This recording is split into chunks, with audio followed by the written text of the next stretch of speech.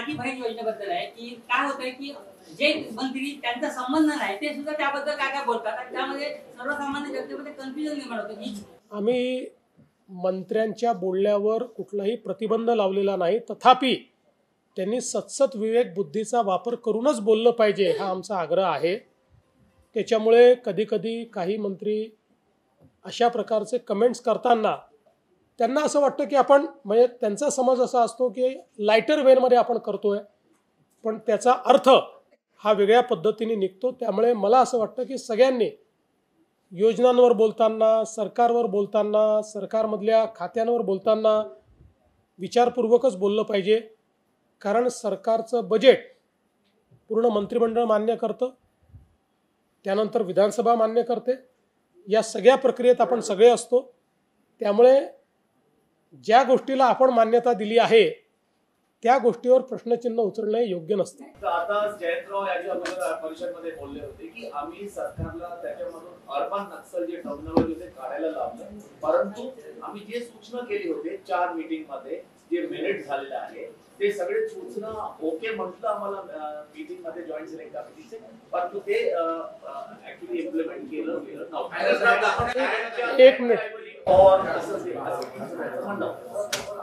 अध्यक्ष इथे आहेत पण तरी तुम्हाला सांगतो फायनल ड्राफ्टचंही पूर्ण वाचन होतं, असं नाही आहे। ड्राफ्ट एक मिनिट, ड्राफ्ट कोणालाही घरी जाऊन वाचायचा नसतो, तिथे ड्राफ्ट सर्क्युलेट होतो, एकेका अक्षराचं वाचन होतं आणि तुमचं काही म्हणणं असेल तेवढ्याकरताच ते वाचन होतं, तर तुम्हाला भिन्न मतपत्रिका लावता येते आणि जो भिन्न मतपत्रिका लावतो त्याला ती मी का लावली याच्यावर सभागृहात भाषणही देता येतं। त्यांनी कोणीही भिन्न मतपत्रिका लावलेली नाही याचा अर्थ त्याचा याला पूर्ण मान्यता आहे, कारण त्यांच्या समोर वाचन तसं झालेलं आहे। हा हे झालंय त्यांचं, असं सहनही होत नाही, सांगताही येत नाही। त्यांच्या हे लक्षात आलेलं आहे की त्यांच्या समोर जेव्हा पूर्ण मांडलं गेलं आक्षेपार्ह नव्हतंच, त्यामुळे त्यांना आक्षेप घेताच आला नाही आणि आता त्यांच्या पक्षाची भूमिका बदललेली आहे। याच्यावर असं आहे की 12,500 हरकती आल्या होत्या, हरकती जेव्हा सुटल्या त्याच्यामधल्या 9,500 एवढ्या नको म्हणून म्हणजे ते बिलाला विरोध करणाऱ्या होत्या, त्याचा विचार केला गेला नाही, हे पण चुकीचं आहे असं आता निवेदनात तेही सांगतो। ते निवेदनात काय सत्य तुम्हाला सांगतो, ते खोटं बोलताय। संपूर्ण 12,500 जेवढ्या हरकती होत्या त्याची कॅटेगरी तयार केली, ती कॅटेगरी तयार केल्यानंतर त्याच्यातल्या काही हरकती अशा होत्या ज्याचा बिलाशी संबंधच नव्हता। जसं आता बोलताना बिल न वाचता बोलतायत तसं बिल न समजता काही लोकांनी हरकती घेतल्या होत्या, त्या हरकतींवर कुठली चर्चा करण्याचं कारण नव्हतं।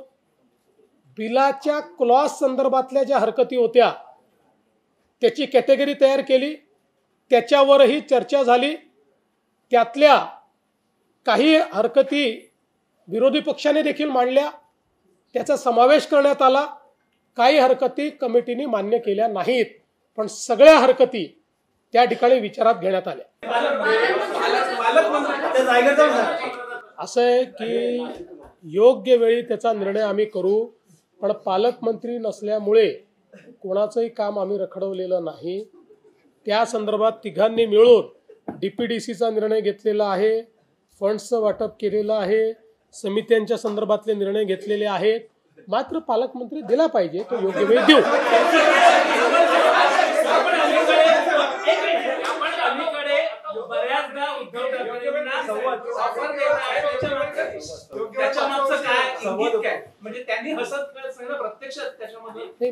मला असं वाटतं की एका गोष्टीकरता उद्धव ठाकरेंना माझा पाठिंबा आहे की त्यांनी स्वतःच हे सांगितलं की अशा गोष्टी गांभीर्याने घ्यायच्या नसतात।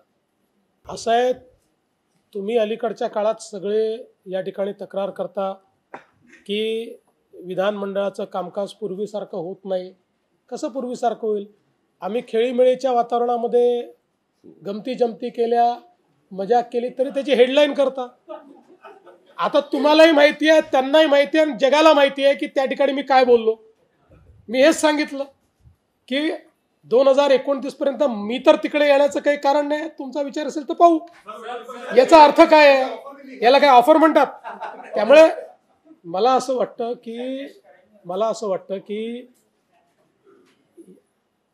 अलीकडच्या काळामध्ये समजा संवाद होत असेल किंवा थोडी गंमत जम्मत होत असेल, तुम्ही काय इतके सिरियसली घेता?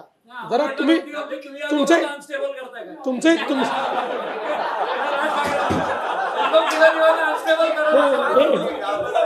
तुम्ही आमची काळजी करायचं काही कारण नाही. आम्ही आमचे खंबीर आहोत. असं आहे. नाही असं आहे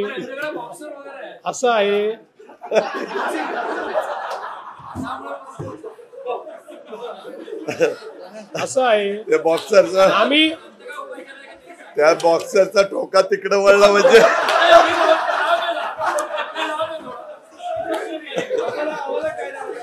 म्हणून मी तुम्हाला सांगतो, जे दादांनी सांगितलंय, दोघांची चिंता तुम्ही करू नका. नाही, बिलकुल करू नका. नाही करूच नका. आम्ही तिघही सक्षम आहोत. त्याच्यामुळे कुठली चिंता करण्याची आवश्यकता नाही. कोणी किती काड्या टाकल्या तरीही आम्ही स्टेबल आहोत.